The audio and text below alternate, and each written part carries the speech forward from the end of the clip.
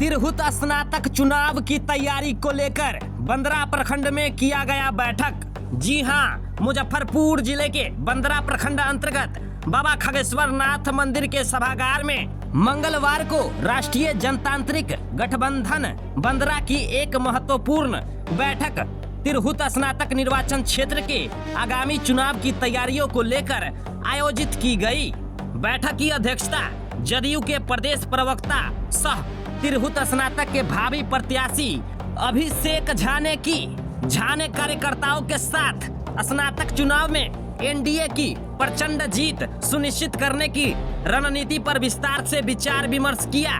उन्होंने सभी घटक दलों से एकजुट होकर जनसंपर्क अभियान तेज करने का आह्वान किया। इस अवसर पर गायघाट की विधायक कोमल सिंह, जदयू प्रखंड अध्यक्ष सह 20 सूत्रीय अध्यक्ष मनोज कुमार कुशवाहा, भाजपा बंदरा पूर्वी मंडल अध्यक्ष अशोक सिंह, पश्चिमी मंडल अध्यक्ष देवेंद्र पांडे, लोजपा अध्यक्ष अभिराम ठाकुर, जिला परिषद सदस्य फनीश कुमार चुन्नू विशेष रूप से उपस्थित रहे। बैठक में वरिष्ठ कार्यकर्ता वैद्यनाथ पाठक, लाल बहादुर सहनी, अभिषेक कुमार मुन्ना, धर्मेंद्र सहनी, धनंजय भारती, शिबू कुशवाहा, रुपेश कुमार, अविनाश सिंह, मनीष झा सहित बड़ी संख्या में कार्यकर्ता मौजूद थे। सभी ने एक स्वर में एनडीए प्रत्याशी को रिकॉर्ड मतों से विजयी बनाने का संकल्प लिया। सर, स्नातक मतदाताओं से रूबरू होने के लिए आए हैं बाबा खगेश्वर धाम की धरती पे। चेहरे बदलेंगे या फिर आशाएं भी बदलेंगी, क्योंकि मतदाताओं को तो हमेशा से टास्क मिलता है, मतदान करते हैं, और खास करके पढ़े लिखे मतदाता। आप युवा चेहरे हैं और गायघाट ने पहले भी युवा चेहरा देख लिया है बदल के, तो कुछ बदलेगा या सिर्फ मतदान ही करना है? मेरा एक यही प्रश्न रहेगा और आप इस पे अपने विचार। सबसे पहले तो हर हर महादेव। आज हम खगेश्वर नाथ की धरती पर यहाँ पर हैं और हमेशा यहाँ आने का मौका मिलता रहता है। बैठकें होती रहती हैं, लोगों के कार्य प्रयोजन में आते रहते हैं। और आज वृहद पैमाने पर हम लोग स्नातक मतदाताओं से नहीं बल्कि उन साथियों से मिल रहे हैं जिन साथियों ने इस चुनाव में अपनी महती सहभागिता निभाई है। गठबंधन के हमारे वैसे साथी हैं जिन लोगों ने मतदाता बनाने में मदद की है, खुद तो मतदाता हैं ही। उन साथियों के साथ बैठक हम कर रहे हैं, आगे के चुनाव की रणनीति को लेकर विचार विमर्श कर रहे हैं। और अभी आपने कहा ना कि भाई चेहरा बदलेगा कि नहीं। मतदाता मालिकों की अदालत में हम रहते हैं और उनको तय करना होता है कि किन पर भरोसा करना है। हमारा काम है उनसे समर्थन मांगना, उनसे उनका कीमती मत मांगना। पिछले बार चुनाव परिणाम हमारे पक्ष में नहीं आए थे, बहुत सारे कारण रहे होंगे, सबके विश्लेषण अपने अपने हैं। लेकिन कहते हैं ना कि क्या हार में क्या जीत में, किंचित नहीं भयभीत में, कर्तव्य पथ पर जो मिले ये भी सही वो भी सही। और लगातार चुनाव हारने के उपरांत भी हम क्षेत्र में बने रहे हैं, लोगों के साथ रहे हैं, लोगों से एक निजी संबंध स्थापित किया है। और उसकी वानगी है कि इस बार साथियों की मदद से इस प्रखंड में भी बहुत बड़ी अच्छी संख्या में मतदाताओं ने अपना नाम जुड़वाया है। चूँकि हम मानते हैं मत किसी को दें, लेकिन एक स्वस्थ और मजबूत लोकतंत्र के लिए आवश्यक है कि अधिक से अधिक मतदाता अपना नाम जुड़वाएं, अपने मताधिकार का प्रयोग करें और एक मजबूत लोकतंत्र की नींव रखें। मेरा प्रश्न ये था कि चेहरे बदलेंगे तो क्या कुछ बदलेगा नीचे, ये मैं कह रहा हूं। अरे हमने तो आपको एक ही लाइन में बता दिया ना कि मतदाता मालिकों को तय करना है। अगर प्रदेश प्रवक्ता महोदय एमएलसी बनते हैं तो उनका विजन क्या है मतदाताओं, क्योंकि पढ़े लिखे लोग मतदान करेंगे आपको और करते आए हैं, इसलिए मैंने ये छोटा सा सिक्का दिया था कि चेहरे बदलेंगे या कुछ और भी बदलेगा। तो आपसे आशाएं क्या रखें मतदाता जो पढ़े लिखे? एकदम आपका विजन जो होना है वो स्पष्ट होना चाहिए। एकदम आप समझ सकते हैं कि हम लोग पढ़ लिख कर पॉलिटिक्स में आए हैं, बहुत कम उम्र से पॉलिटिक्स में हैं। और मैं आपको बता दूं कि हमारी कोई राजनीतिक पारिवारिक पृष्ठभूमि भी नहीं रही। हम पहले अपने परिवार से हैं। आमतौर पर एनआईटी पटना के हम टॉपर रहे हैं, 12 से 16 बैच के। पढ़ लिख कर लोग हाकिम बनना चाहते हैं बिहार में, सरकारी नौकरियां प्राप्त करना चाहते हैं, व्यवसाय करना चाहते हैं, मल्टीनेशनल कंपनीज में काम करना चाहते हैं। लेकिन हमने इस रास्ते को चुना है एक अलग विजन के साथ।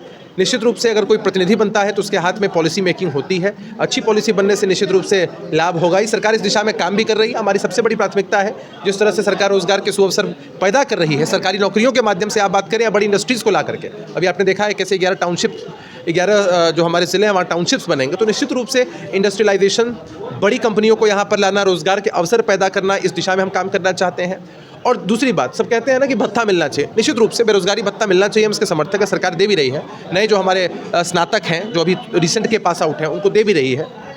हम मानते हैं कि बेरोजगारी भत्ते के साथ साथ स्किल डेवलपमेंट बहुत ज़रूरी होता है। स्किल डेवलपमेंट, कौशल विकास पर हमको काम करना है। उस दिशा में भारत की सरकार, बिहार की सरकार काम कर रही है और हम लोगों को मौका मिलता है तो हम लोग इस दिशा में भी बहुत पहल करेंगे। वर्षों तक हमने विद्यार्थियों को पढ़ाया, फिजिक्स पढ़ाया है, बच्चे सफल हुए। हमको मालूम है कि अगर आप किसी को सुदृढ़ कर देते हैं, सिर्फ भत्ता दे दे, पैसा खत्म हो जाएगा, फिर वो इंसान मजबूर महसूस करेगा। लेकिन आप कौशल विकास की तरफ काम करते हैं तो एक महती भूमिका वो निभा सकते हैं सामाजिक क्षेत्र में भी। दूसरा क्या है, स्नातक होने के बाद हमारे जो विद्यार्थी हैं, हमारे जो भाई हैं, बहन हैं, आगे की पढ़ाई के लिए उनके पास सुअवसर रहे, छात्रवृत्ति की व्यवस्था रहे, पढ़ने के लिए जितनी मदद सरकार कर सके वो करे। और यूनिवर्सिटीज़ की जो समस्याएं व्याप्त रहती हैं, ऐसे तो समस्याएं नेवर एंडिंग रहती हैं और एक सतत प्रक्रिया यह है, हमेशा सुधार चलते रहना चाहिए। उस दिशा में पहले हम निश्चित रूप से करना चाहेंगे।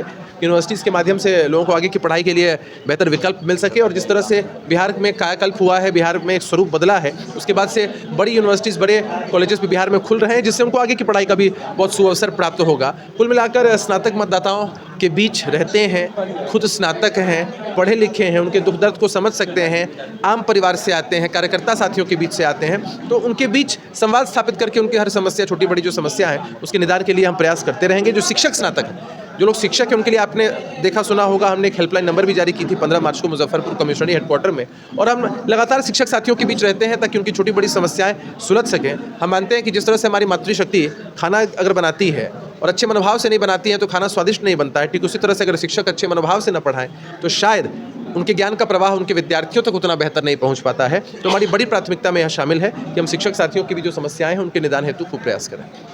चलिए, चलते चलते सिर्फ एक कि सुदूर ग्रामीण क्षेत्रों में देखा गया कि स्नातक बच्चे तो कर लेते हैं, बच्चियों के लिए दिक्कतें होती है। तो क्या आने वाले समय में ये आशा रखें कि जिस प्रकार से बच्चे स्नातक पूर्ण करते हैं उस प्रकार से बेटियों को भी ये मौका प्रदान करने की दिशा में, महिलाओं को आगे बढ़ाने की दिशा में नीतीश कुमार जी ने हमारी सरकार में कितना काम किया है जग जाहिर है। तभी आज की तारीख में भी आधी आबादी, हमारी मातृशक्ति, उनकी पहली पसंद हमारा गठबंधन, हमारे नेता राजनीतिक रूप से रहे हैं।